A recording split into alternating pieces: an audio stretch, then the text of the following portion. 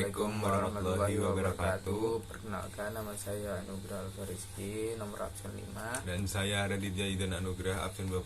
Kita akan membahas tentang harta. Kamu tahu nggak sih bahasa Arab harta? Gampang banget ya pemirsa. Itu harta itu al-ma'al, terus juga ada al-amwal, dan itu bahasa Indonesia itu bahasa Indonesia apa ya, bahasa apa sih namanya, Bahasa apa? Peribahasa nggak sih? Peribahasa, iya. Kayak berpaling atau condong gitu. Kan yang saya tahu kan ya, harta tuh pasti banyak lah ya yang menafsirkan gitu, kayak pendapat ulama itu sama aja nggak sih? Menurutku sih beda nggak sih? Coba kita lihat ya. Kalau menurut Hanafiyah ya, harta tuh segala sesuatu yang dapat disampaikan untuk digunakan ketika dibutuhkan. Kalau menurut Mustafa Ahmad Al-Zakra, harta tuh setiap materi yang mempunyai nilai yang beredar di kalangan manusia.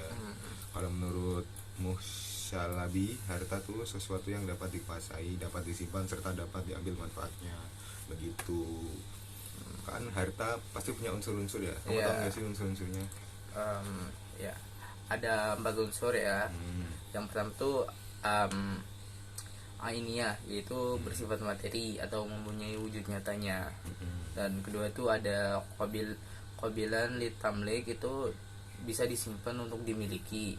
Dan yang ketiga itu ada qabilan lil intifa, terus dapat dimanfaatkan. Terus ada uruf atau adat atau kebiasaan masyarakat yang memandang sebagai harta.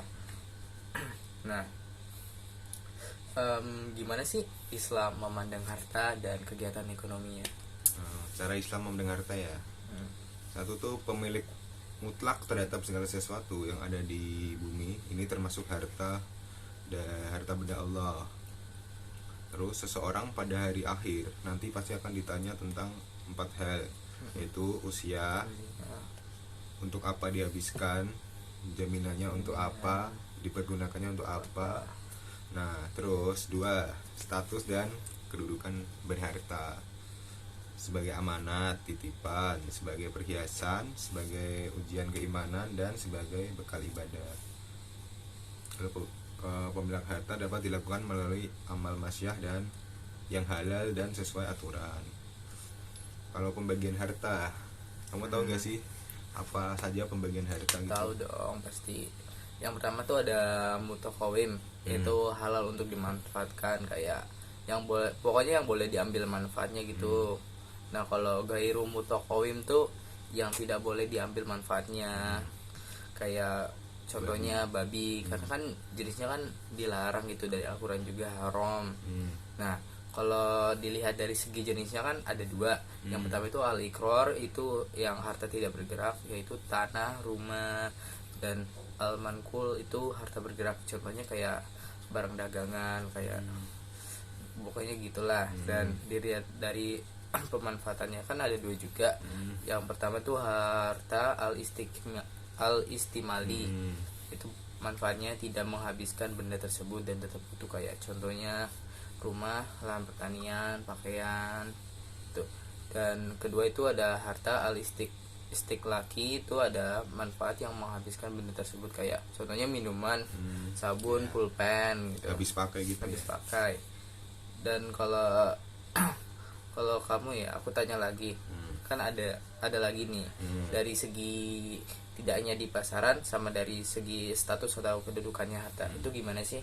Kalau menurutku ya, lihat dari segi ada tidaknya di pasaran tuh dibagi menjadi 2, yaitu al-misli, benda yang ada jenisnya di pasaran, misalnya barang-barang inilah kebutuhan rumah tangga lah, gula, beras, dan lain-lain. Terus ada juga al-kimi, benda yang tidak ada jenisnya di pasaran, seperti pohon, emas, dan gitulah. Terus kalau dari statusnya, harta tuh ada 3. Pertama tuh al-mamluk, harta yang bisa dimiliki baik pribadi atau badan hukum lah. Terus al-masyur, benda yang telah dikhususkan untuk kepentingan umum, kayak diwakafkan gitu, misalnya jalan, masjid, makam, dan lain-lain lah. Terus al-mubah, harta yang tidak dimiliki, seperti sumber mata air, lautan, hewan, buruan, dan gitu-gitulah. Kalau dari berkembang atau tidaknya ada 2, al-ash, harta pokok, harta yang menghasilkan tanah, pohonan dan hewan. Terus as-tamer, harta hasil, misalnya buah yang dari pohon terus diambil. Kalau dilihat dari segi pemilikannya ada dua juga. Pertama tuh harta khas, harta pribadi, tidak boleh diambil manfaatnya kecuali disetujui pemiliknya. Terus harta am, harta milik umum bersama yang boleh digunakan bareng gitulah. Kalau aku tanya lagi ya, kan pasti ada sebabnya ya kita punya harta ya. Itu apa aja sih sebabnya? Pasti sebabnya tuh kayak sekedar memegang harta mubah yang belum ada pemiliknya, namun dengan beberapa syarat tertentu gitu. Dan kedua ada perjanjian pemindahan kepemilikan atau seperti jual beli, hibah, ada pokoknya ada janji kesepakatan. Dan yang ketiga warisan dari orang tua kita yang meninggal atau kakek buyut kita gitu ya. Pokoknya dari orang meninggal gitu warisan. Mungkin itu saja ya pembahasan kali ini kita tentang harta.